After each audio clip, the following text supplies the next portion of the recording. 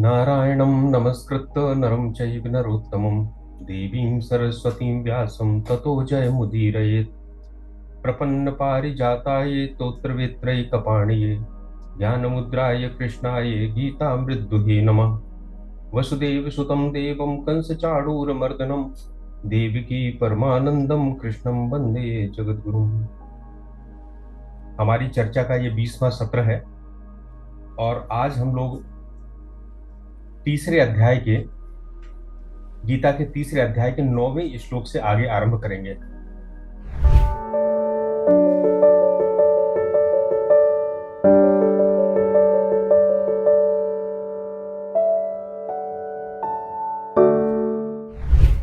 जैसा कि हम लोग पहले चर्चा कर चुके हैं, तीसरा अध्याय कर्मयोग का अध्याय है और हम अपने जन्म लेने के बाद पूरे जीवन में जो करते हैं वो किसी न किसी प्रकार से कर्म ही करते हैं। और गीता हमें वह तरीका बताती है जब हम अपने इन कर्मों के माध्यम से भगवान से युक्त होते हैं, इन कर्मों को भगवान के लिए अर्पित करने वाला बना देते हैं और इस तरह से हम परम पुरुषार्थ को प्राप्त करते हैं। तो दूसरे धर्मों में और हमारे सनातन धर्म में एक फर्क यह है कि कुछ धर्म ऐसे हैं जो एक विशेष समय पे पूजा प्रेयर विधान है उनका उस समय करते हैं और जब वो संसार में आ जाते हैं तो संसार का काम करते हैं। पर गीता ये विभाजन नहीं है। गीता तो हर क्षण हर श्वास जो कर्म किया जा रहा है उसके माध्यम से ही ईश्वर की पूजा करने की बात करती है। यानी यहाँ संसार का कर्म और परमात्मा की पूजा अलग अलग चीजें नहीं है। कर्म के माध्यम से ही पूजा है और उसकी विधि कर्मयोग है। आज हमारा जो पहला श्लोक है तीसरे अध्याय का 9वां श्लोक, आप लोग निकाल लें अपने सामने। यज्ञार्थात् कर्मणोऽन्यत्र लोकोऽयं कर्म बन्धनः तदर्थं कर्म कौन्तेय मुक्त संगः समाचर।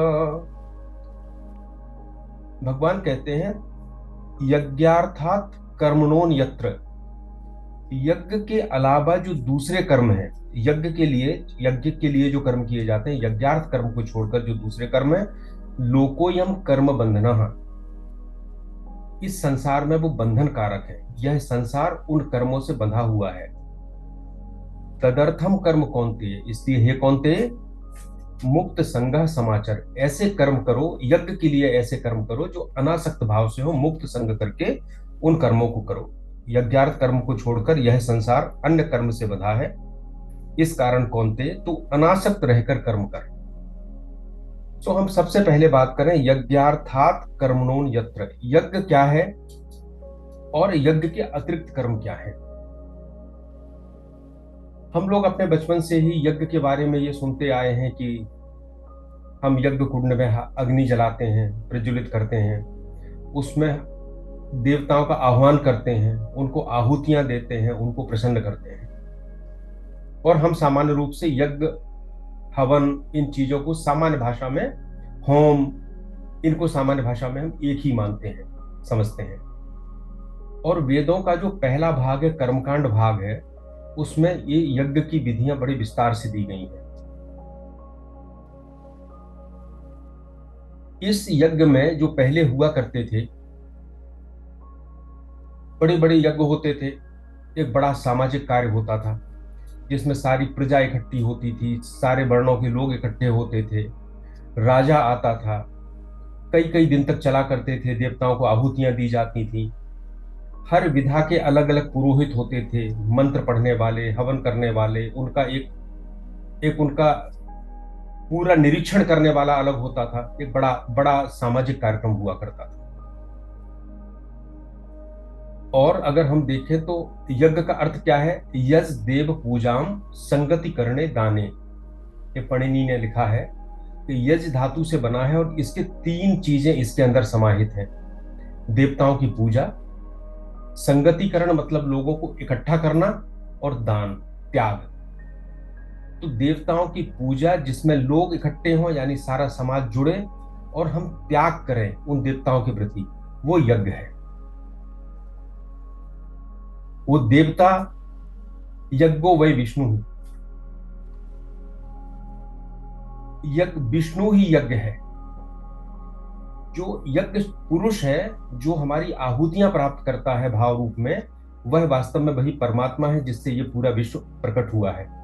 गीता में भी भगवान कहते हैं, भोक्तारम यज्ञ तपसाम सर्वलोक महेश्वरम, मैं ही वह परमेश्वर हूं जो सारे तप को और यज्ञ को प्राप्त करता हूं, स्वीकार करता हूं। सो यज्ञ एक प्रक्रिया है वेदों के हिसाब से, जिसमें देवताओं को आमंत्रित करके उनको प्रसन्न किया जाता है, उनको आहुति दी जाती है और उनकी कृपा की आकांक्षा की जाती है ताकि वो हमें वरदान दें। अग्नि में समर्पण किया जाता है। अग्नि एक माध्यम है जो हमारे समर्पण को देवताओं तक ले जाती है। लेकिन गीता की एक बड़ी विशेषता है कि जो परंपरागत अर्थों के शब्द हैं, शब्दों के अर्थ हैं, भगवान श्री कृष्ण ने उन अर्थों, उन शब्दों के कुछ नए अर्थ भी दिए हैं। हम आगे के जो 5-6 श्लोक आज देखेंगे तो हमें ये यज्ञ का अर्थ स्पष्ट होगा। पर अभी मैं संक्षेप में आपको शुरू में कहूं कि यज्ञ का अर्थ है, एक विचार है कि ये जो सारी सृष्टि है, जिसमें मनुष्य है, प्राणी है, वनस्पति है, देवता हैं, पितर हैं, ये सारी सृष्टि अपने आप में अलोन नहीं है। ऐसा नहीं है कि मनुष्य अलग खड़ा है और प्राणी अलग खड़ा है, वनस्पति अलग खड़ी है और देवता अलग खड़ा है, अपना अपना काम कर रहे हैं, ऐसा नहीं है। भगवान ने एक विचार दिया है, वो केंद्रीय वो विचार है कि ये सब आपस में जुड़े हुए हैं और इन सबके जुड़े होने से एक सृष्टि का चक्र चल रहा है। अगर ये आपस में जुड़े ना हो तो सृष्टि भी ना चले। हम अकेले सृष्टि नहीं चला सकते, देवता भी अकेले सृष्टि नहीं चला सकते। तो भगवान ने, अभी आगे जब चलेंगे आगे के श्लोकों में तो इसके बारे में और विस्तार में बात होगी, तो भगवान ने यह कहा कि जो ये सृष्टि है ये चक्र के रूप में चल रही है और इसमें हमें योगदान देना है और वो योगदान यज्ञ के रूप में दिया जाता है। तो वो यज्ञ जो परंपरागत अर्थ है उसको भी भगवान ने कहीं इनकार नहीं किया है। हम भाव रूप में देवताओं की पूजा करते हैं, उपासना करते हैं, उनसे हम अभीष्ट फल प्राप्ति की कामना करते हैं, सकाम कर्म करते हैं, वह भी सही है। लेकिन एक और स्तर है, सकाम कर्म हमें स्वर्ग तो देते हैं लेकिन परम पुरुषार्थ नहीं देते, मोक्ष नहीं देते, कर्म के बंधन को नहीं काटते। एक नया बंधन पैदा होता है एक के बाद दूसरी कामना को पूरा करने का।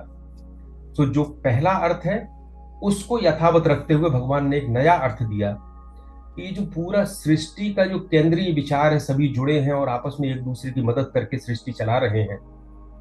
तो भगवान कहते हैं कि कर्म जो इस सृष्टि को चलाने में सहायक है वह यज्ञ है। और वह यज्ञ कैसा है, उसकी 3 शर्तें हैं। पहला तो है कि जब हम सृष्टि को चलाने में अपना योगदान देंगे तो निश्चित रूप से हम त्याग करेंगे, क्योंकि हम किसी के लिए कुछ कर रहे हैं, केवल अपने लिए सब कुछ नहीं कर रहे हैं। तो पहला तो उस कर्म में त्याग होगा। दूसरा जो है, त्याग कब होगा, जब हमारे अंदर अनासक्ति की भावना होगी। अगर हर चीज में आसक्ति है तो त्याग होने का प्रश्न ही नहीं। इसलिए मुक्त संगः इसमें शब्द कहा है भगवान ने कि मुक्त संग होकर तुम अपने कर्मों को करो। फिर वो कर्म कैसे होंगे, जैसे यज्ञ में हम जो आहुति देते हैं वो यज्ञ पुरुष ईश्वर को देते हैं और ईश्वर के माध्यम से वो समस्त जो उनके अंश रूप देवता हैं उनको प्राप्त होती है। तो इसी तरह से जो यज्ञ का ये कर्म है सृष्टि चक्र चलाने के लिए, ये ईश्वर प्रीत्यर्थ होना चाहिए। यानी इसका एक ही उद्देश्य होना चाहिए कि हम निराशक्त होकर करें और ईश्वर की प्रसन्नता के लिए करें। और तीसरा है लोक कल्याण के लिए, दूसरे की भलाई के लिए। सो यज्ञ का जो नया अर्थ गीता ने दिया है वो है ऐसा कर्म जो अनासक्त भाव से किया जाए, ईश्वर को समर्पित किया जाए और जिसका उद्देश्य अपना लोक कल्याण हो। हम अपना कर्तव्य कर्म, ऐसा भी कह सकते हैं कि हमारे जो कर्तव्य कर्म है, हम किस आश्रम में काम कर रहे हैं, किस देश में, किस काल में, हम व्यापारी हैं तो व्यापार हमारा कर्म है, हम पिता हैं तो पुत्र के प्रति हमारा कुछ कर्म है, हम सन्यासी हैं तो हमारा अलग कर्म है। ये कर्तव्य कर्म भी अगर निरासक्त भाव से किए जाते हैं, ईश्वर को अर्पित किए जाते हैं, तो यज्ञ हो जाते हैं, क्योंकि उनमें ये सारी शर्तें पूरी हो जाती हैं। तो सृष्टि चक्र को चलाने के लिए परस्पर सहयोग, समर्पण और अनासक्त होना, इन तीन चीजों से हम समाज के प्रति कर्तव्य पूरा करते हैं, प्रकृति के प्रति कर्तव्य पूरा करते हैं और विश्व के प्रति कर्तव्य पूरा करते हैं। अब हमें यह लगता है कि हम ऐसा क्यों करें, एक बार सोचें। ये श्लोक हमें इस बात के लिए प्रेरित करते हैं कि हम इस पूरे सृष्टि चक्र को समझने का प्रयास करें। जब हम इस सृष्टि चक्र को समझ लेंगे तो हमें खुद ऐसा लगेगा कि हम इस सृष्टि चक्र के भाग हैं, तो हम इससे परे कैसे जा सकते हैं। तो सृष्टि में यज्ञ कैसे चलते हैं, देखिए, सृष्टि में त्याग और ग्रहण की प्रक्रिया निरंतर चलती रहती है। भगवान हमें विचार देते हैं, हमें उस विचार को करना है और उसके बाद हमारे मन में भाव आना शुरू होंगे। तो एक देखिए, बादल होता है, बादल हमें समुद्र से पानी जल लाता है और हमारे यहाँ वर्षा करता है। वर्षा कहाँ पहुंचती है? पृथ्वी पे। पृथ्वी पे अगर वर्षा ना पहुंचे तो पृथ्वी पे कोई जीवन रहना संभव नहीं है।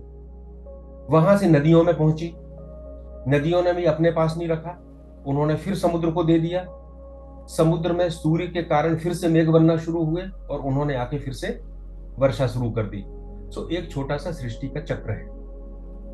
दूसरा चक्र लें, एक बीज है, हम उसे बो देते हैं, वो वृक्ष बनता है, फल बनाता है। वृक्ष के लिए फल का कोई काम नहीं है, और इसके बाद पुनः बीज बनते हैं, ऑक्सीजन देते हैं वृक्ष, और पूरे एक साइकिल पूरा कंप्लीट हो जाता है। उन वृक्षों से जो फल बनते हैं उनको कोई शाकाहारी खाता है, उसका जीवन चलता है। उसके मरने पे भूमि में मिल जाता है, पंचतत्व में मिल जाता है, तो फिर उनको वो समृद्ध करता है और उन पंचतत्वों के माध्यम से पुनः ये साइकिल शुरू हो जाता है। एक चिड़िया कहीं जाती है तो फल खाती है और उसके बीज को जगह जगह बिखेर देती है। जहां बिखेरेगी वहां नया वृक्ष होगा, वो नया वृक्ष नई चिड़ियों को आश्रय देगा और यही प्रक्रिया चल जाएगी। मधुमक्खी फूलों पे जाती है, फूल उसको रस देते हैं और वो उनका परागण करती है, निषेचन करती है। आप देखेंगे कि संसार में जितने चक्र हैं, सारे चक्र इस बात पे चल रहे हैं कि हम दूसरे को दे रहे हैं और उनसे ले रहे हैं।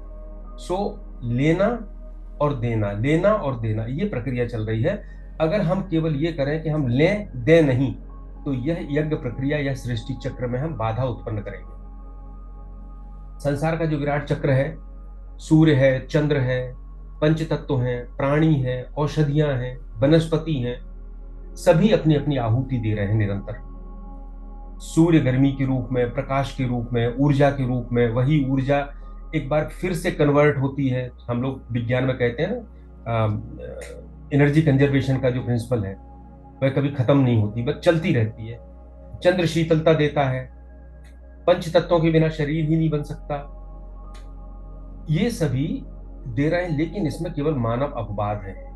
उसको भगवान ने बुद्धि विवेक दिया है, वो आहुति दे भी सकता है और नहीं भी दे सकता है। उसको भगवान ने कर्म करने की स्वतंत्रता दी है, वो कर्म यज्ञ के प्रति भी कर सकता है और यज्ञ के विरुद्ध भी कर सकता है। और हम एक छोटा सा साधारण उदाहरण लें।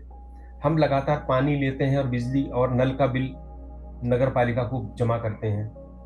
हम बिजली लेते हैं, बिजली का बिल विद्युत मंडल को जमा करते हैं, पर हमें इतना जो वर्षा मिल रही है, हमें जो सूर्य का प्रकाश मिल रहा है, क्या हम इसका बिल कभी देते हैं? बस यही अगर हमने दिया तो हमने इस सृष्टि चक्र को चलाने में अपना योगदान दे दिया। तो भगवान कहते हैं कि यज्ञार्थात कर्मणो यत्र, ये सारे कर्म यज्ञ हैं। और इन यज्ञों के अलावा जो कर्म होंगे, सकाम कर्म होंगे, केवल स्वयं के लिए कर्म होंगे, वे सारे के सारे बंधन होते हैं। और ये सारे बंधन नहीं हो सकते हैं। बंधन क्यों नहीं होंगे? फिर हम उस पुराने सिद्धांत की बात करेंगे। बंधन तभी होते हैं जब आसक्ति होती है। और जब हमने यज्ञ भाव से काम किया, भगवान को अर्पण किया, समाज के कल्याण के लिए किया, निरासक्त होकर किया, तो वो कर्म बंधन नहीं बनेगा। अर्जुन को भगवान यही कह रहे हैं यहाँ पे कि जो तुम्हारा युद्ध रूपी कर्म है, अगर तुम इसको यज्ञ के भाव से करते हो तो ये कर्म तुमको बंधन नहीं बनेगा। तो अगर युद्ध जैसा घोर कर्म जिसमें हिंसा है, पीड़ा है, अगर वह भी यज्ञ के भाव से किया जा सकता है, वह भी जन कल्याण के भाव से किया जा सकता है, तो ऐसा कौन सा कर्म है जो यज्ञ के भाव से नहीं किया जा सकता?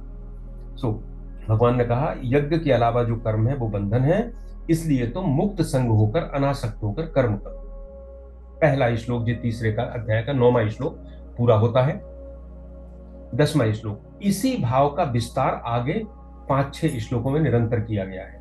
और ये श्लोक जो है समझने में कठिन नहीं है, बहुत आसान श्लोक है, क्योंकि बड़ी साधारण बात भगवान ने कही है। अंतर इतना है कि इस साधारण बात पे हम कभी ध्यान नहीं देते, हमें ऐसा लगता है कि मैं अकेला ही सब कुछ कर रहा हूं, जबकि ऐसा नहीं है। एक पूरी व्यवस्था है जो पूरा चक्र है, उसमें हम एक छोटे से पुर्जे हैं जो अपना काम करते हैं। 10वां श्लोक सह यज्ञः प्रजा सृष्ट्वा पुरोवाच प्रजापतिः अनेन प्रसविस्वद्धम एष भोस्तिष्ठ कामधो। भगवान कहते हैं कि प्रजापति ने, ब्रह्मा ने, सह यज्ञः प्रजा सृष्ट्वा, जब इस प्रजा को बनाया, सृष्टि को बनाया, तो इसके साथ ही यज्ञ को भी उत्पन्न कर दिया और कहा, क्या कहा? अनेन प्रसविस्वद्धम, तुम लोग इस यज्ञ के माध्यम से फलो फूलो। एस बोस्ट तो इष्ट काम दुख, और यह तुम्हारी कामनाओं को पूरा करे।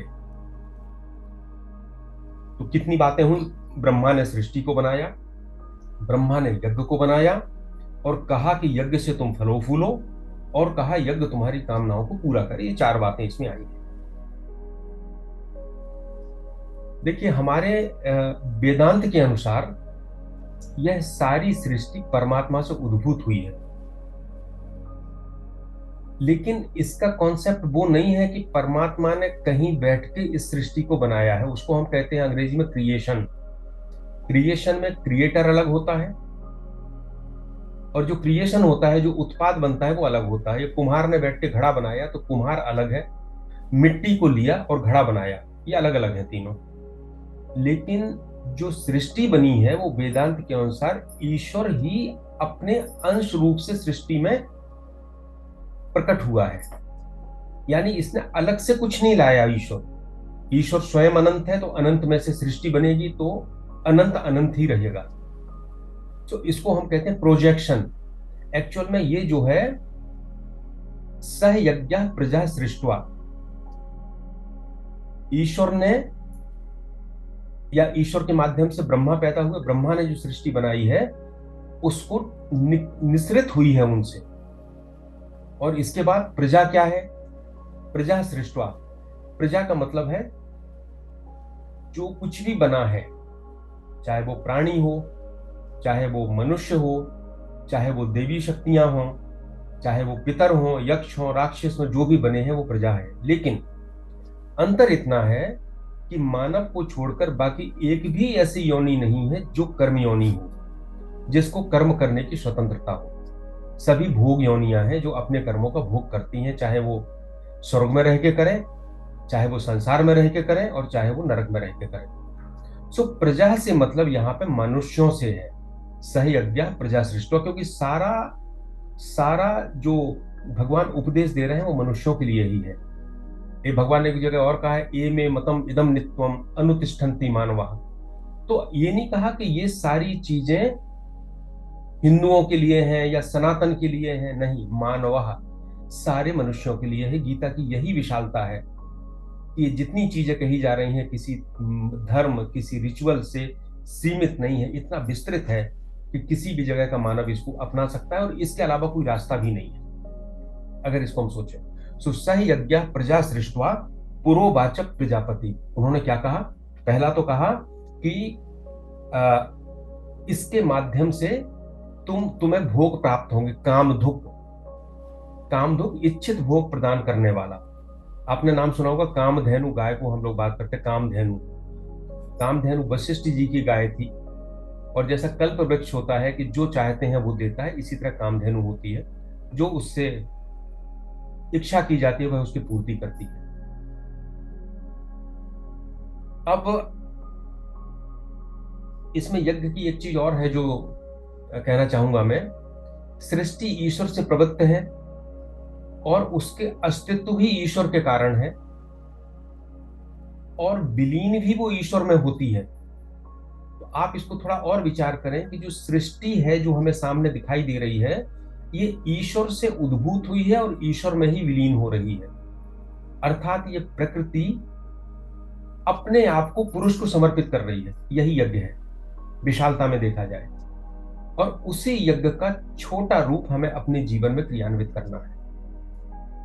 अब हम ये क्यों नहीं कर पाते हैं? इसका कारण है कि हम कभी इस बात को आत्मसात ही नहीं करते हैं कि इस संसार का स्वरूप क्या है, और हम हमेशा ये मान के चलते हैं कि मैं हूं, मेरा अलग अस्तित्व है, मेरा जो कुछ है, मेरे जो संबंध है, मेरी जो संपत्ति है, उसका अलग अस्तित्व है।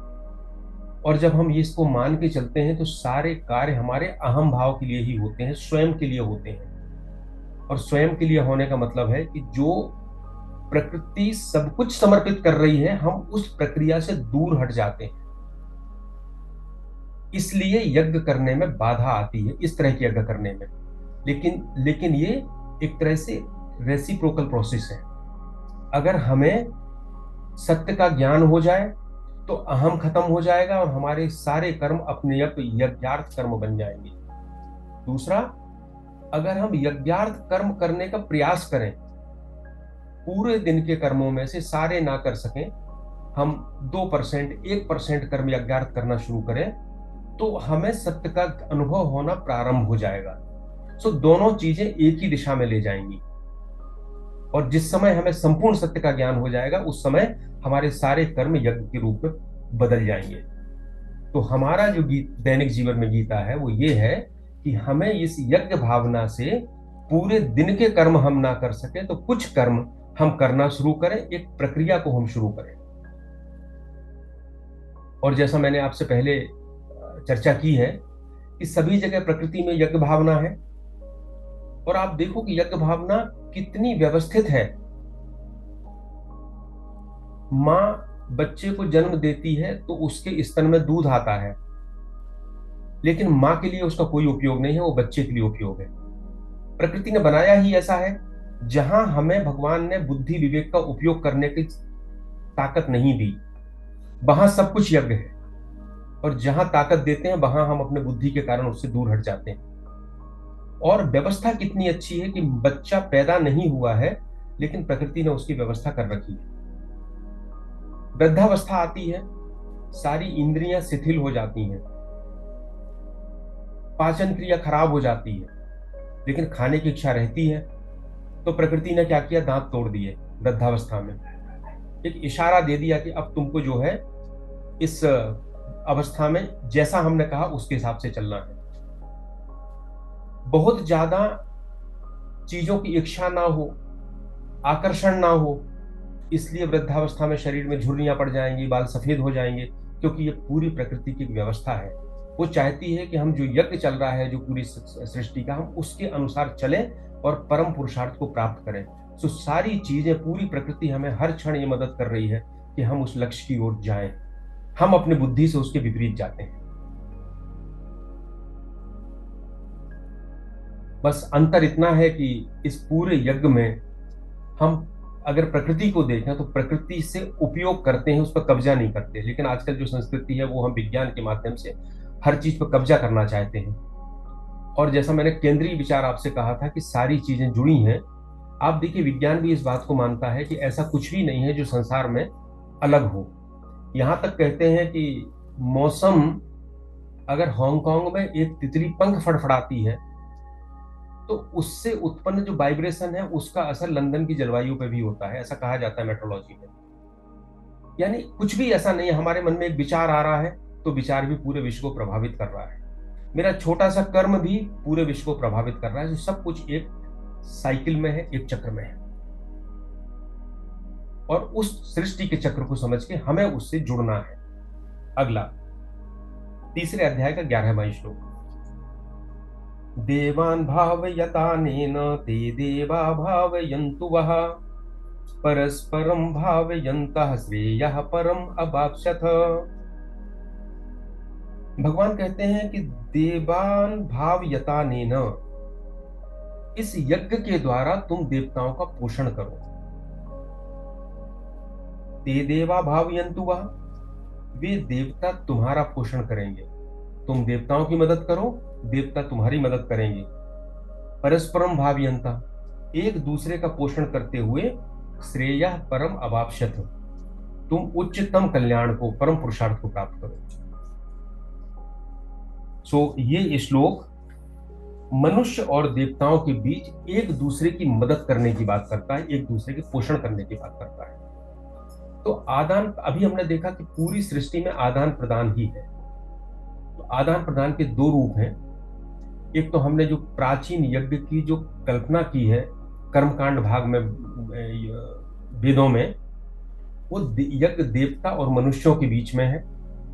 ये देवता उसी ईश्वर की कुछ शक्तियां हैं, उसके अंश हैं, जो अलग अलग चीजों को इस संसार में संचालित करते हैं। वर्षा का भी देवता है, वायु का भी देवता है, और हमारे शरीर में जो ज्ञानेंद्रियां हैं उनका भी एक एक देव है।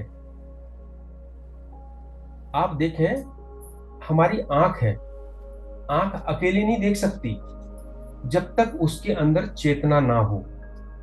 आंख तो एक इंस्ट्रूमेंट है, इसीलिए जब व्यक्ति मर जाता है तो आंख देखना बंद कर देती है, तो डॉक्टर उस आंख को, अगर वो खराब नहीं हुई है, तो निकाल के दूसरे व्यक्ति में लगा देते हैं, दूसरा व्यक्ति देखना शुरू कर देता है। क्योंकि जिसमें उस आंख का प्रत्यारोपण किया गया वो जीवित था, और उसके अंदर वो आंख का देवता तो था, लेकिन उसके पास इंस्ट्रूमेंट नहीं था जिससे वो देख पाता। तो हम अगर देखते हैं तो हमारे अंदर ईश्वर का जो अंश है उस देवता की शक्ति के कारण देखते हैं, उसके प्रकाश के कारण देखते हैं। तो प्राचीन यज्ञ जो है, जो हमारा परंपरागत यज्ञ है, वो यज्ञ देवता और मनुष्यों के बीच में, मनुष्य और ईश्वर की विभिन्न शक्तियों के बीच में आदान प्रदान की बात करता है।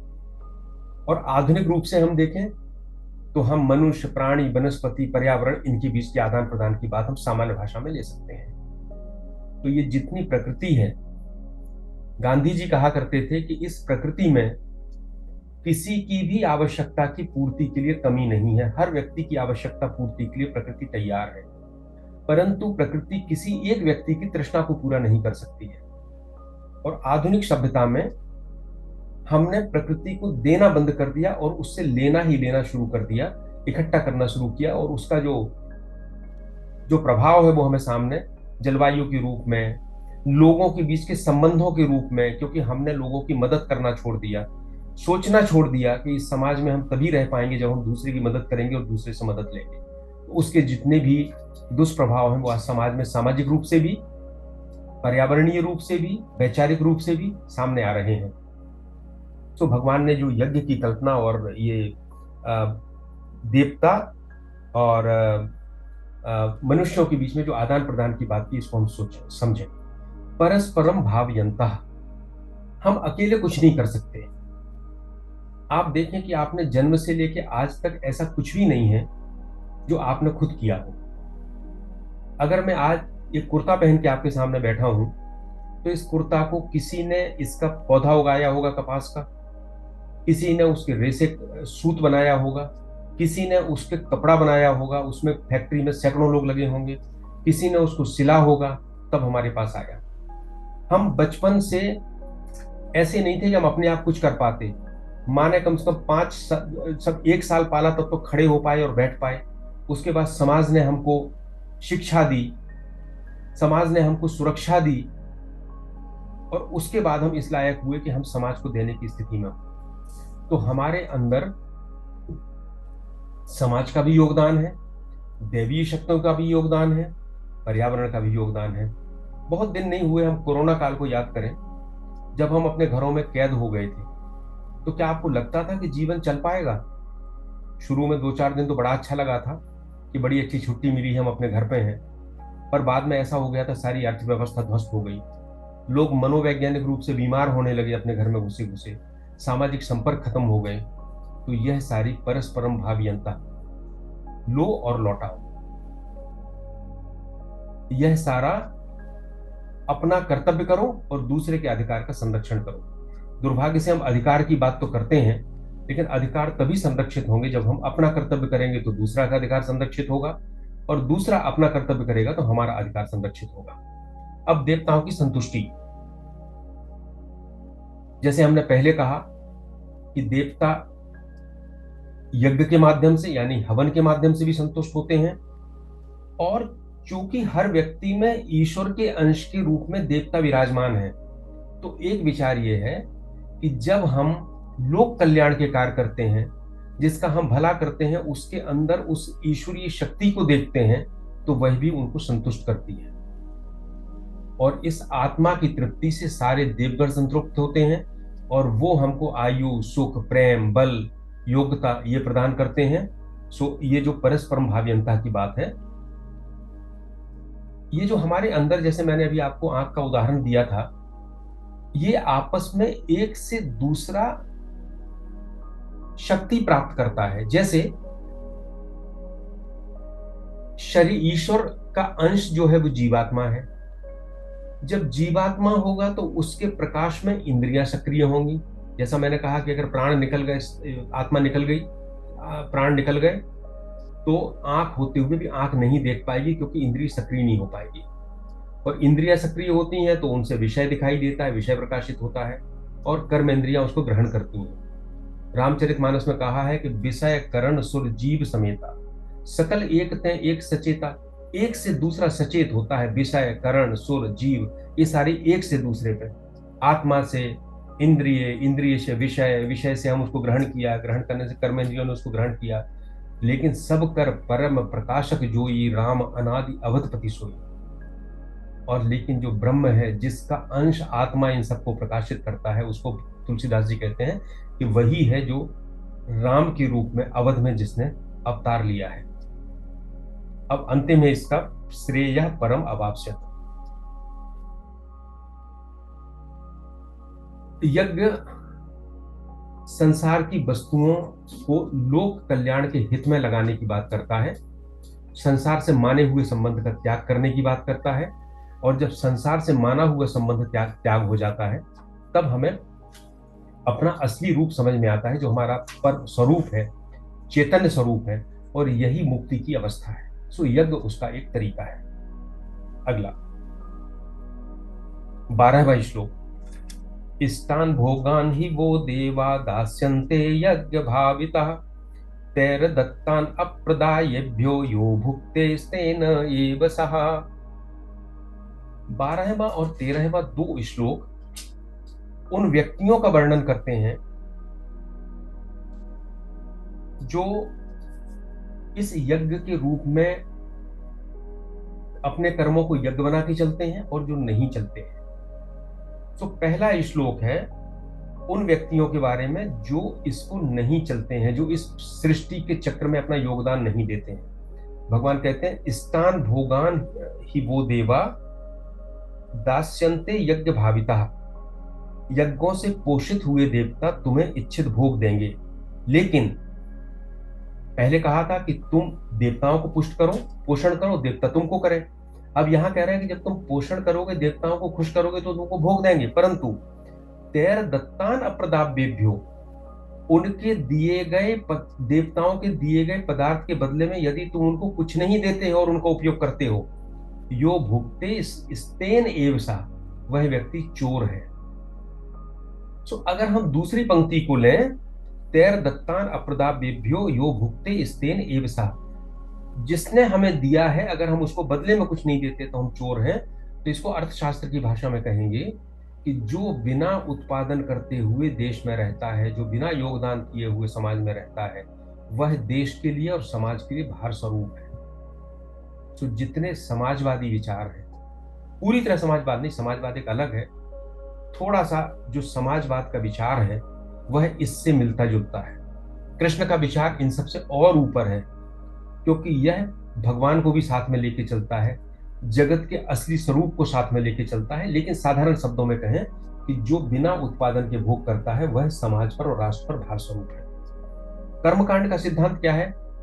हम सकाम पूजा करते हैं, यज्ञ करते हैं, देवताओं से प्रार्थना करते हैं, उनसे वरदान मांगते हैं। सो इष्टान भोगान ही वो देवा दास्यन्ते यज्ञ भाविता। यज्ञ करते हैं, यज्ञ भाव से काम करते हैं, तो देवता प्रसन्न होते हैं और वरदान देते हैं। तो यज्ञ जो है वो सामूहिक है, इसलिए हम अकेले लाभ नहीं उठा सकते उसका। और कहा जाए तो यह पंक्ति पूंजीवाद के पूरी तरह से विरुद्ध है। क्योंकि पूंजीवाद क्या है? पूंजीवाद ये है कि सैकड़ों लोग काम करते हैं और उनका लाभ कोई एक व्यक्ति उठाता है। तो भगवान कहते हैं कि ऐसा नहीं कर सकते हो कि आप अकेले अगर लाभ उठाओगे और उसको बदले में कुछ नहीं दोगे तो तुम चोर हो। चोर क्या होता है? जो चोरी करता है तो कभी ना तो वो जिसके यहाँ चोरी की उसके प्रति कृतज्ञ होता है, और ना वो कभी उसका याद करता है कि यार हम चोरी कर लाए थे तो बड़ा अच्छा रहा, बड़ा कृतज्ञ हूं मैं इस व्यक्ति का। तो हमारी जो सभ्यताएं हैं आधुनिक, इस श्लोक की दृष्टि से देखें तो वो भी चोर हैं।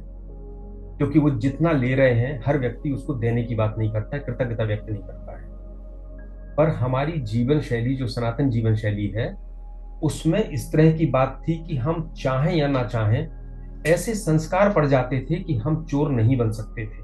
देखिए, रामचंद्र जी की बारात जब पहुंची जनकपुर में तो उन्हें भोजन परोसा गया। तो तुलसीदास जी कहते हैं कि पंच कवल करी जेवन लागे, गारी गान सुनी अति अनुरागे। पंच कवल, भोजन करने के पहले 5 भोजन के गोले निकाल के रख दिए जाते थे।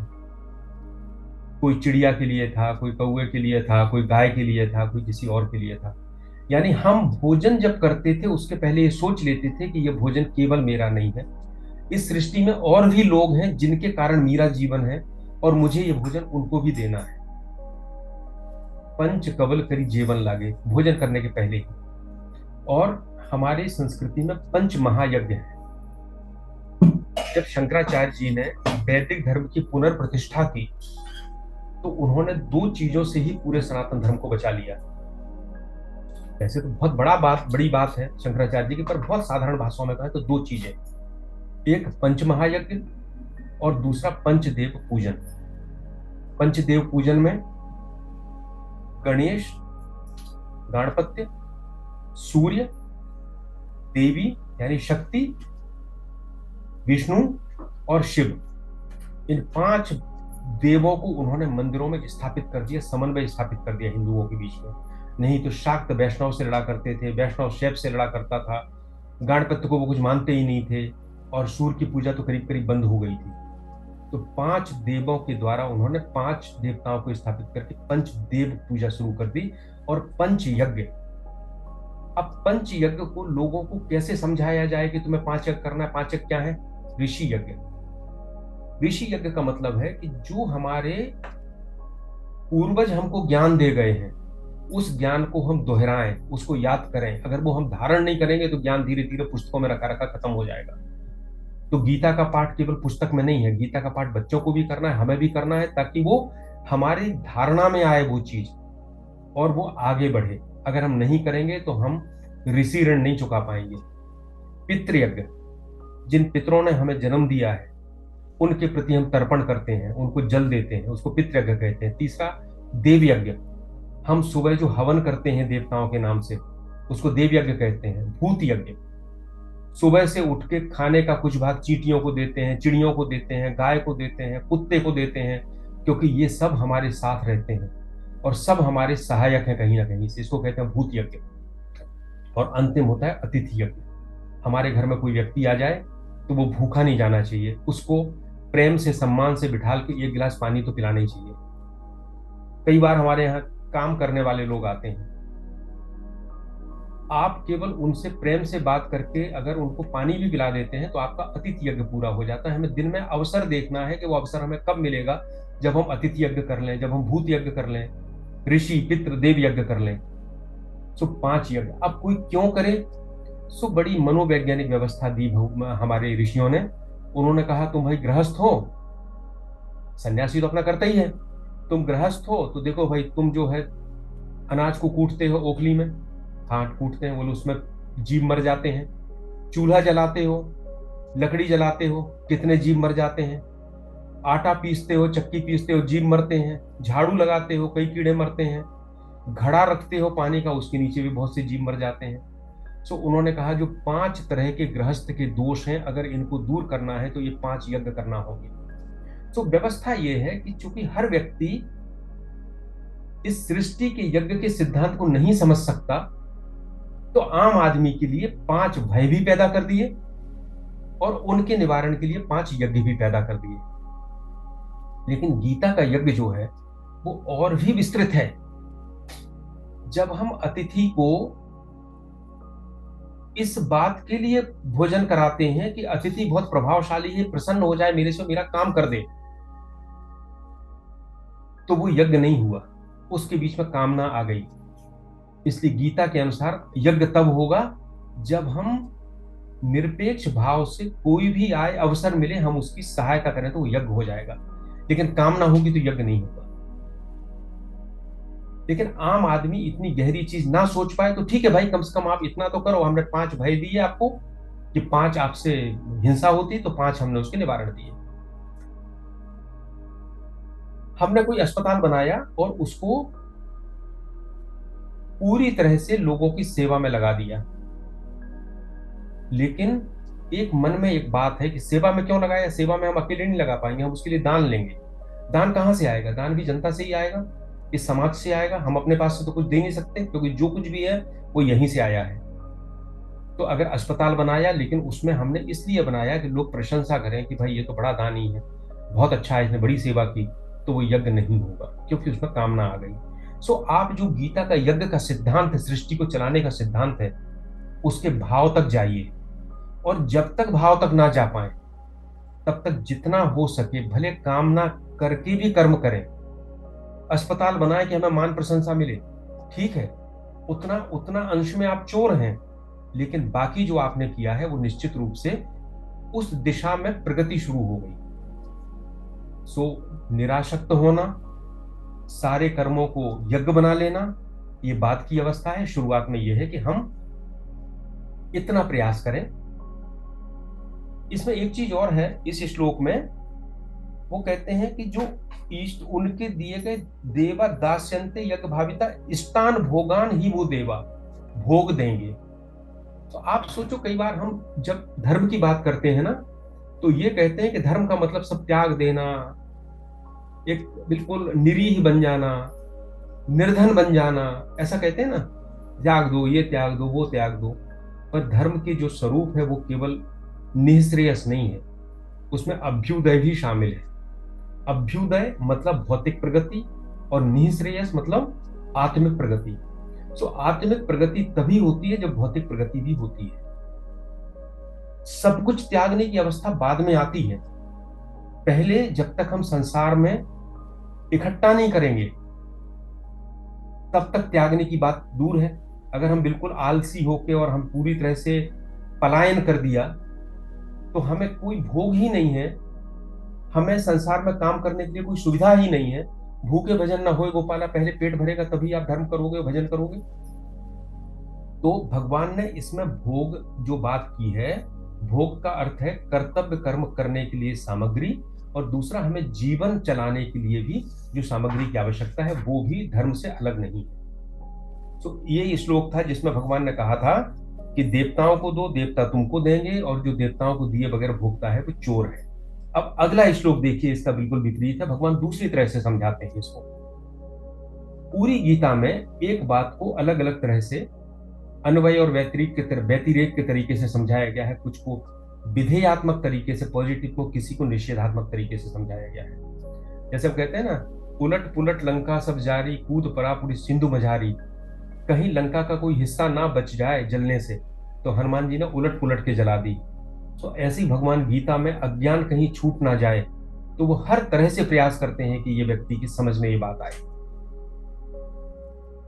13वां श्लोक, यह 12वें का करीब विपरीत है। यज्ञ शिष्टाशिनः संतो मुच्यन्ते सर्व किल विषय, भुंजते ते त्वघं पापा ये पचन्तात्म कारणात्।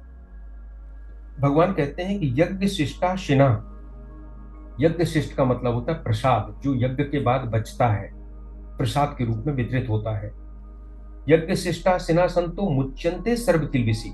जो संत इस यज्ञ के प्रसाद को खाते हैं वो सारे पापों से मुक्त हो जाते हैं। भुंजते ते तो हम पापा एक पचंत आत्म कारणा। लेकिन जो केवल अपने लिए ही बनाता है, अपने लिए ही पकाता है, वो पापों को खाता है।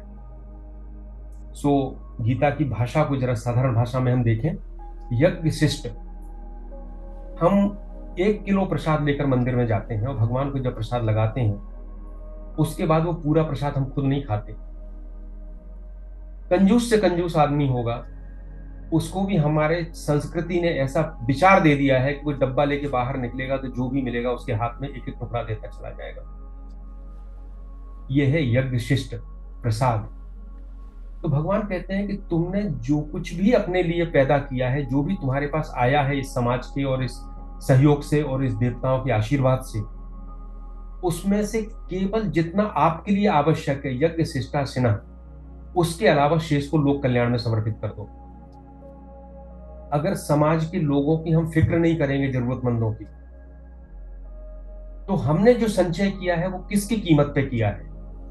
पूंजीवादी व्यवस्था जो भी संचय करती है वो जो काम करने वाले निचले वर्ग के लोग होते हैं उनके हितों के विरुद्ध करती है।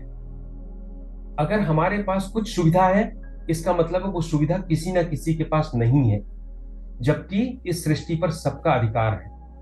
तो भगवान कहते हैं कि फिर तुम्हारे पास जो है यज्ञ शिष्टा सिना संतो मुच्यन्ते सर्व किल्बिषि, जो उसमें से अपने जरूरत कर रखो उसके लिए मनाही नहीं है, लेकिन बाकी लोग कल्याण में लगा देते हैं, उनके सारे पाप नष्ट हो जाते हैं। इसको हम एक सामाजिक संदर्भ में देखें, हम सरकार हमें व्यवस्था देती है, समाज हमें व्यवस्था देता है, हमें रक्षा देता है, हम स्वतंत्र होकर अपने घर में रह पाते हैं। इसके बदले में हम क्या करते हैं? जो हम कमाते हैं उसका कुछ ना कुछ कर के रूप में देते हैं, टैक्स के रूप में देते हैं, और अगर हम नहीं दें तो ये व्यवस्था भी ना चल पाए। इसी का बृहद संदर्भ है प्रकृति हमें जो देती है, अगर हम उसको ना दे पाए तो ये प्रकृति भी ना चल पाए, सृष्टि चक्र भी ना चल पाए। ईशावास्य उपनिषद का एक श्लोक है, ईशावास्यमिदं सर्वम यत किंच जगत्याम जगत तेन तक्तेन भुंजी था मां गृधा कस्य श्वेद्धनम।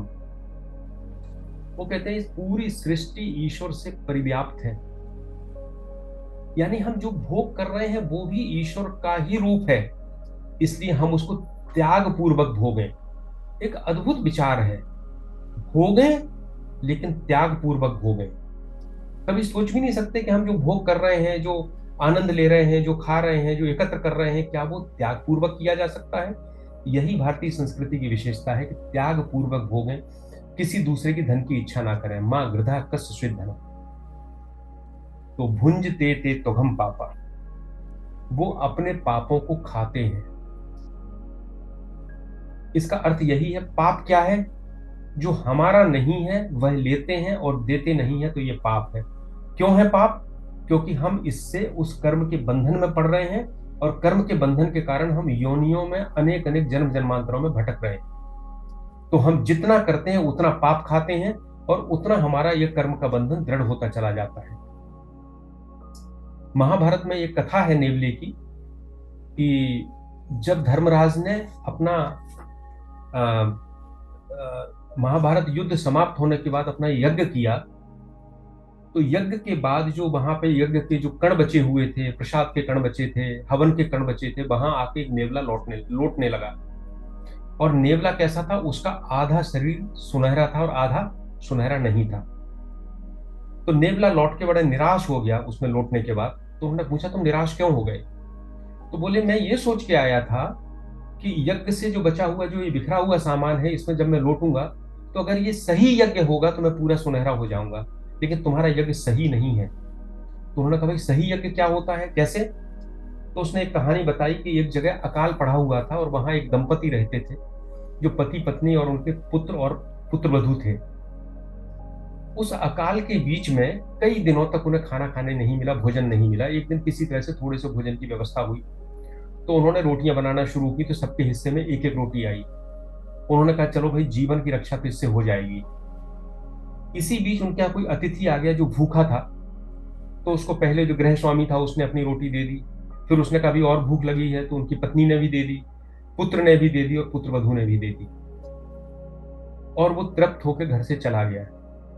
तो उनके पास जो जिस आटे से रोटी बनाई गई थी उस आटे के जो कण थे वो जमीन पे बिखरे थे, और ये नेवला वहां पहुंचा तो उन आटे के कणों से जब ये संपर्क में आया तो इस आधा सुनहरा हो गया क्योंकि आधा शरीर संपर्क में आया। तो इसने कहा कि वो यज्ञ था सही जिसमें उन्होंने जिस भाव से किया था उस भाव के कारण उसका प्रभाव इतना था कि मैं सुनहरा हो गया, लेकिन तुम्हारा यज्ञ उस भाव से अभी नहीं हुआ है।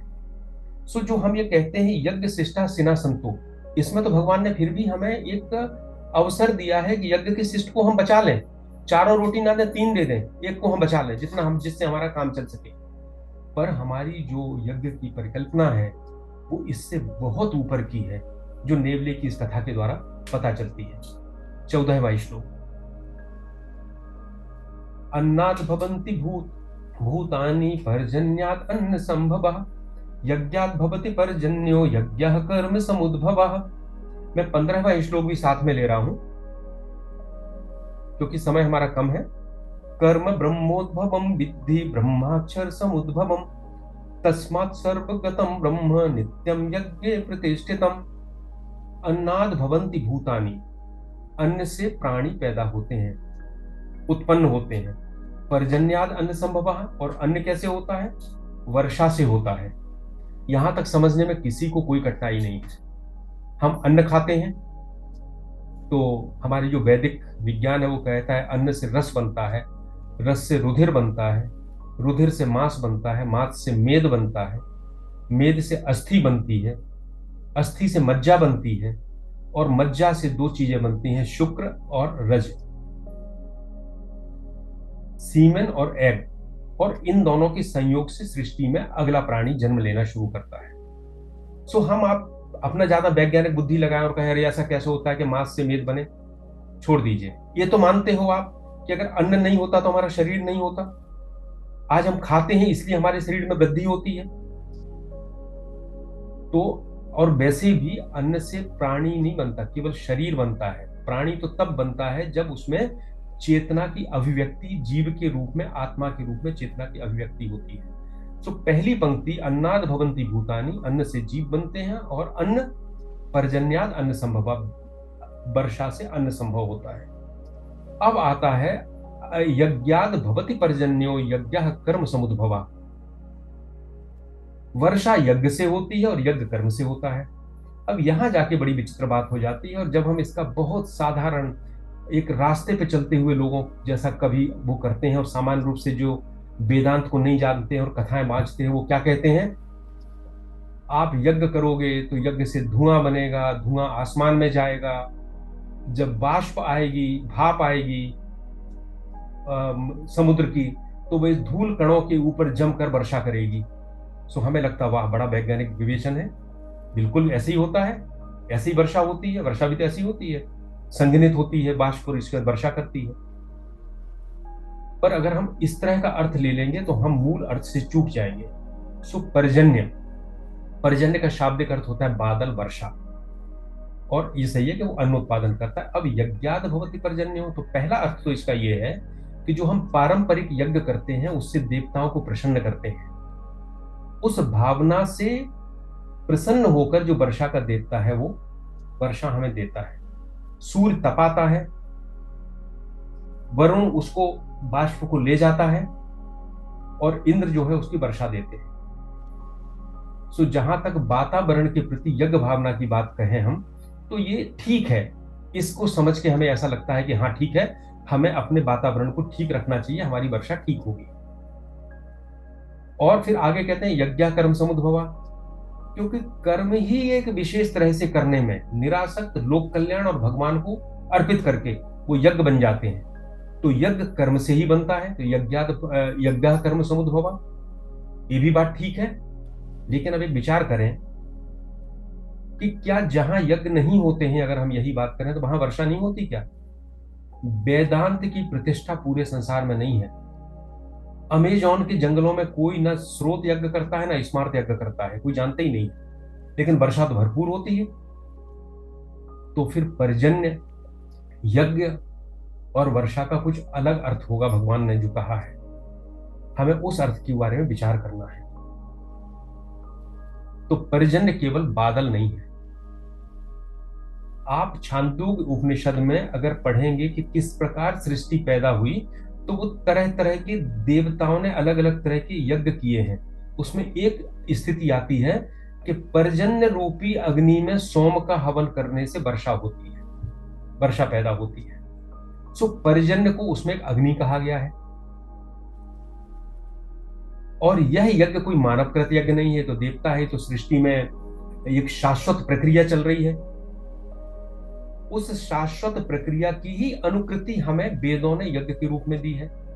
तो वो पर्जन्य जो अग्नि की कही है वो क्या है? तो इसका एक अर्थ ये लेते हैं कि यज्ञाद भवति पर्जन्य। इसका अर्थ ये लेते हैं कि पर्जन्य वह स्थिति होती है जो हमारी पृथ्वी के तत्वों को हमारे आवश्यक और उत्पादक तत्वों में परिणत कर देती है।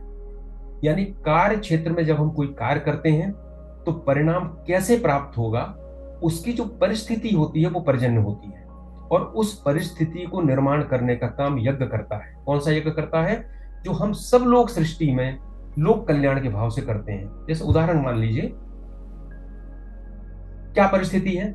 हमें खेती करना है, तो खेती करने के लिए हमें पानी चाहिए। पानी नहीं है तो क्या करेंगे? नदी पे बांध बनाएंगे, वहां से नहर निकाल के पानी ले जाएंगे। तो नहर का जो बांध बनाना है वो एक सामूहिक प्रयास है। किसी ने उसमें अपनी भूमि का त्याग किया है, किसी ने अपने श्रम का त्याग किया है, किसी ने उसमें बुद्धि का त्याग किया है, और इनके कारण हम पानी को ले आए और ऐसी हमने परिस्थिति पैदा कर दी कि उस जमीन में अब फसल उग सकती है। सो ये जो परिस्थिति पैदा करना है ये पर्जन्य है। यज्ञाद भवति पर्जन्य, यज्ञ के कारण ये पर्जन्य पैदा होता है। और वहां हमने कहा था वर्षा पैदा होती है। तो इनको भावनात्मक रूप से इसको लेके हम इसका ऐसा विस्तार करते हैं जो आधुनिक बुद्धि को भी स्वीकार हो। एक कथा आती है कि एक बार वर्षा नहीं हुई, तो एक किसान ने कहा वर्षा ना हो लेकिन मैं तो अपना काम करूंगा। तो उसने सूखे खेत में जुताई शुरू कर दी।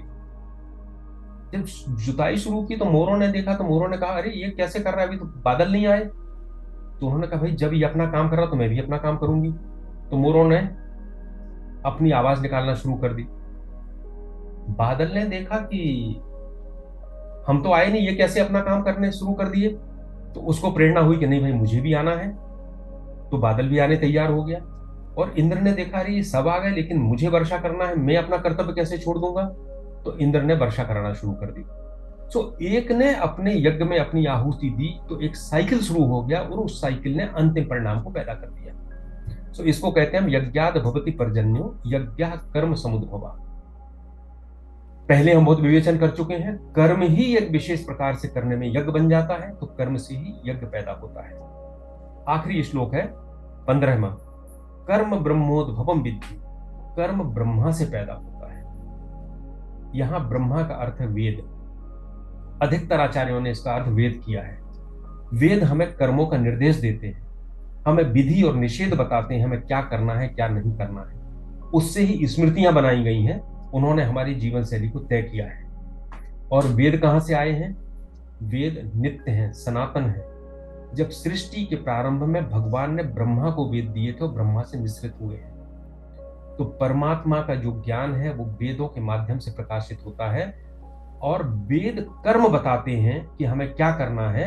सुकर्म ब्रह्मोद्भवम विद्धि, कर्मों को ब्रह्मा से उत्पन्न जान, वेदों से उत्पन्न जान। तो क्या प्रक्रिया हुई अभी तक की?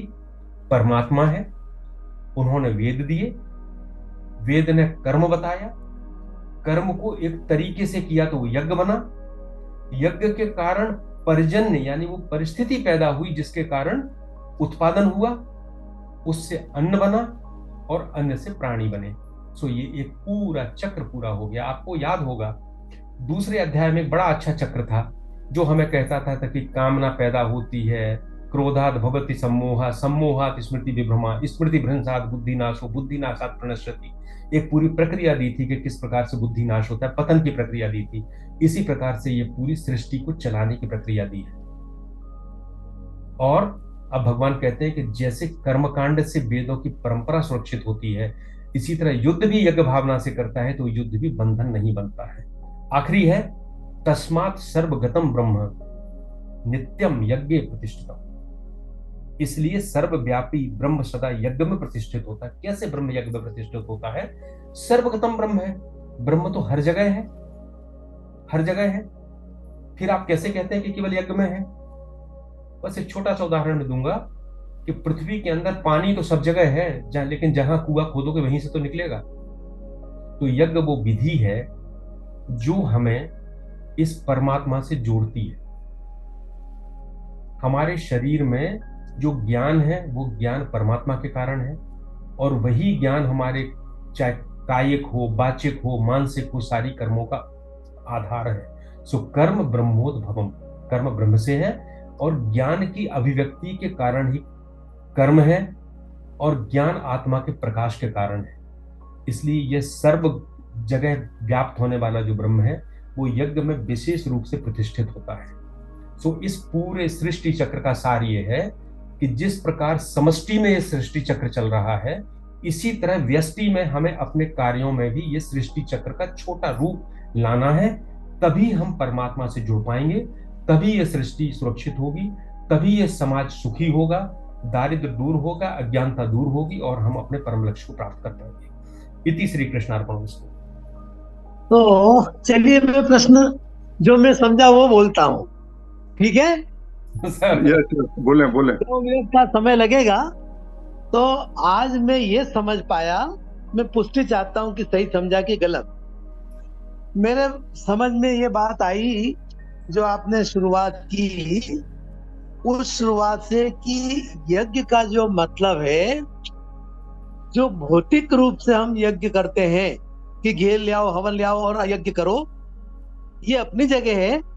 लेकिन सही यज्ञ है कि आप लोक कल्याण की दृष्टि से जो जो काम कर रहे हैं, वो सारे काम जो है वो यज्ञ ही है।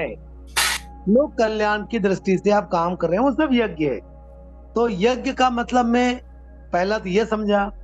दूसरा, देवता आपने बताया कि पानी का देवता है, अग्नि का देवता है, मतलब सूर्य भी देवता है, वरुण देवता, और ये देवता हमारे शरीर के बाहर के, और हमारे शरीर के भी देवता, आंख का देवता, कान का देवता, मुंह का देवता। तो हम इन समस्त देवताओं को प्रसन्न करने के लिए काम करें। मतलब प्रकृति के देवता को प्रसन्न करना, मतलब ऐसा काम करें कि प्रकृति का संवर्धन और संरक्षण हो। जल का देवता तो जल का संरक्षण, संवर्धन, पेड़, वायु, इन सबका संवर्धन हो तो वो आपको देंगे। यही बात है, आप देवताओं को दो, देवता आपको देंगे। और दूसरा, हमारे अपने देवता, ये आंख का देवता, कान का देवता, मन का देवता, इनको भी हम दें। मतलब आंख को हम अच्छा रखें तो वो हमको अच्छी रखेगी, कान को हम अच्छा रखें तो वो हमको अच्छी रखेगी। तो मतलब हम बाह्य देवता और हमारे देवता, इनको दें तो फिर ये हमें देंगे। तो देवता का मतलब जो है वो मैं फिर ये समझ पाया हूं, और यज्ञ का मैंने बता दिया। और फिर लास्ट में जो बताया गया कि प्रकृति अपना काम कर रही है, यदि आपने प्रकृति के देवताओं को दिया नहीं तो वो तो पानी तो बरसेगा सब जगह, हवा सब जगह, लेकिन आप बिना दिए लोगे तो फिर आप चोर हैं, और दे के लोगे तो फिर आप चोर नहीं है। ये बात जो है 12वें श्लोक में आपने कही है। और ये यज्ञ से बचा अन्न का मतलब तो वही है कि परम कल्याण। वो आपने यज्ञ में एक वो बात सांकेतिक होगी कि प्रसाद जो है बांटते आया और बचा जो खाया, तो वैसा ही आप अपने कर्मों से जो जितना भी आप सब कर रहे हैं वो सब जो है उसी भाव से करें। तो मैं यज्ञ को प्रकृति के देवताओं को, अपने शरीर के देवताओं को, और हमारे कार्य जो करते हैं उससे जो मिलता है उसका कैसे बंटवारा हो, ऐसा मैं समझ पाया। तो क्या मैं सही समझ पाया? ये पुष्टि चाहता हूँ। सर आप बहुत अच्छा बता रहे हैं। बस इसमें केवल इतना ध्यान रखना है कि इसके दो स्टेज हैं। पहली स्टेज ये है जब ये सारा काम हम इस भाव से करते हैं कि हमें इससे फायदा हो। सो वो जब हम ऐसा करते हैं तो वो सकाम कर्म हो जाता है और उससे फायदा होता है, लेकिन वो कर्म बंधन से मुक्ति का तरीका नहीं होता है। लेकिन जब हम इसको निरासक्त भाव से करते हैं, लोक कल्याण वही है, लेकिन हमने आसक्ति को त्याग के किया, तो फिर वो अभ्युदय के साथ साथ, मतलब ये लाभ तो देगा ही, वो निःश्रेयस यानी आत्म कल्याण भी देता है। सो परम जो है ना बाद में कि वो परम लक्ष्य को प्राप्त हो जाएंगे, तो वो है। इसलिए यज्ञ की जो टोटल कंसेप्ट है उसमें असंग होना, निरासक्त होना भी एक बहुत बड़ा भाव है। मैं एक प्रश्न रखना चाह रहा था। ये जो चोर भाव है कि जब आप प्रकृति को कुछ देते नहीं हैं जो उससे लेते हैं उसके बदले में, लेकिन सामाजिक रूप से हमारे मन में और व्यवहार में ये बात हमको चोरी के रूप में समझ में आती नहीं है, क्योंकि हम प्रकृति से लगातार लेते रहते हैं, सारे लोग ले रहे हैं, लेकिन किसी के मन में चोरी का भाव उत्पन्न होता नहीं कि हम चोरी कर रहे हैं। इस बात को स्पष्ट करें कि चोर भाव कैसे हुआ है, और यदि हम इस चोर भाव और यदि चोरी का भाव है तो इस चोरी से बचा कैसे जाए? सर दो चीजें हैं। एक, कोई ग्रंथ जिस समय लिखा जाता है उस समय की जो संस्कृति होती है और जो प्रचलित शब्द होते हैं वो उपयोग किए जाते हैं। तो जब गीता का लेखन हुआ उस समय स्तैन शब्द जो है बहुत बड़ी गाली था। तो भगवान ने कठोरतम शब्द का यहाँ उपयोग किया। जैसे मूढ़ शब्द भी वहां पे उस समय बहुत खराब सेंस में लिया जाता, तो कई जगह मूढ़ शब्द का उपयोग किया है। चूंकि चोर जिससे चोरी करता है उसके प्रति ना तो कृतज्ञ होता है और ना ही उसका स्मरण करता है। तो जब हम प्रकृति से लेते हैं और कृतज्ञता नहीं करते, तो स्मरण नहीं करते, तो वो चोरी है। और अगर कृतज्ञ होंगे तो हम उसको बदले में कुछ ना कुछ देंगे। तो चोरी का अर्थ यहाँ, चूंकि समय बदल गया, शब्दों के अर्थ बदल गए, इसलिए हम उस चोरी को अगर सामान्य चोरी से जोड़ेंगे तो हमें लगेगा ये कैसे जुड़ रहा है। लेकिन जब हम कहते हैं कि हमने ले लिया, लेकिन हमारा भाव वही है जो एक चोर का भाव चोरी करते समय है। भले हमने प्रकृति में हमारा पेड़ है और हमने उससे फल लिया, लेकिन भाव वही है कि हम इसके प्रति कृतज्ञ नहीं है और हम इसका स्मरण नहीं करते हैं, तो फिर वो चोरी हो गया। क्योंकि भाव के रूप में चोरी करना और बगैर कुछ दिए प्रकृति से लेना, दोनों के पीछे का भाव एक ही है, अकृतज्ञ होना और स्मरण ना करना। नहीं, ये बात हमारे मतलब सभी जो कहते हैं ना, यम नियम में भी बात है अस्तेय की कि चोरी नहीं करना चाहिए। अस्तेय का मतलब ये होता है चोर भाव नहीं होना चाहिए। अस्तेय का भी मतलब यही यही है ना, मतलब अस्तेय का। सर ये चोर भाव का और ज्यादा विस्तार भगवान ने कर दिया। चोर हाँ। भाव का अर्थ केवल इतना नहीं कि हमने चुपचाप कोई चीज उठा ली। अब ऐसा है कि हमने चुपचाप नहीं उठाई, हमने वृक्ष का फल तो लिया, खुलेआम लिया, चोरी नहीं हुई। लेकिन अगर भाव यह है कि मैं कृतज्ञ नहीं रहूंगा तो वो चोरी हो गई। इसलिए ये चोरी की जो क्रिया है उसका भाव रूप में बहुत ज्यादा विस्तार भगवान ने कर दिया इसमें। ठीक है, तो और थोड़े से मनन की आवश्यकता है, मुझे ऐसा लगता है। करेंगे विचार, यदि कोई बात हुई तो अगले बार हम आपसे बात जरूर करेंगे। निष्काम भाव से कर्म करना, इसको थोड़ा सा सर और एक्सप्लेन कर दीजिए।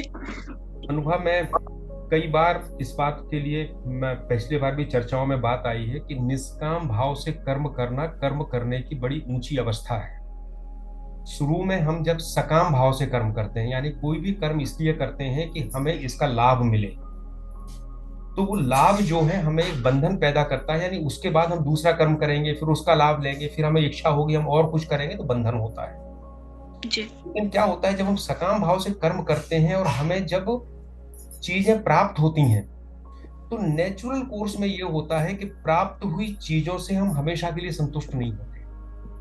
तो हमें अंदर से एक बेचैनी होती है कि ऐसा क्या है कि हम संतुष्ट नहीं है। प्राप्त हो गया, कुछ समय के लिए बहुत अच्छा लगा, इसके बाद हम उसके यूज टू हो गए और पुनः अशांति में पहुंच गए। तो भगवान ने उसके लिए तरीका बताया कि कर्म ऐसा करो जिसमें कामना अपने अंदर मत रखो।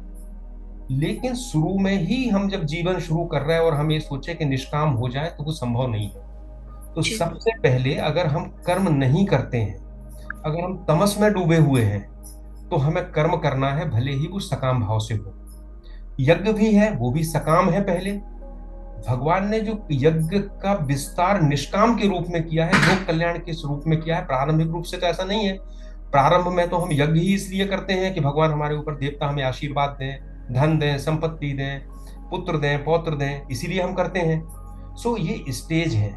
सो निष्काम की चिंता हमें अभी इस लेवल पर नहीं करना है। हमें क्या करना है, हम काम काम और काम। जब हमें इस काम के लाभ से ये अनुभव होगा कि ये लाभ हमें हमेशा शांति नहीं दे सकता, तब हम निष्काम की तरफ बढ़ेंगे। और विचार के रूप में अगर हमें ये पता चल गया, ये अंदर स्थित हो गया कि निष्काम से भी हमें स्थायी शांति और सुख प्राप्त होगा, हमें परमात्मा से योग होगा, तो हम सकाम काम को अपने आप छोड़ना शुरू कर देंगे। सो दोनों प्रक्रियाएं दो तरफ से चलती हैं। सो निष्काम का मतलब बिना कामना के करना, लेकिन वो तभी होगा जब हमारे अंदर उसको करने की पात्रता विकसित हो जाएगी। और पात्रता कब विकसित होगी, जब हम कर्म कर्म कर्म के माध्यम से आगे बढ़ते हुए उस स्टेज तक पहुंचेंगे।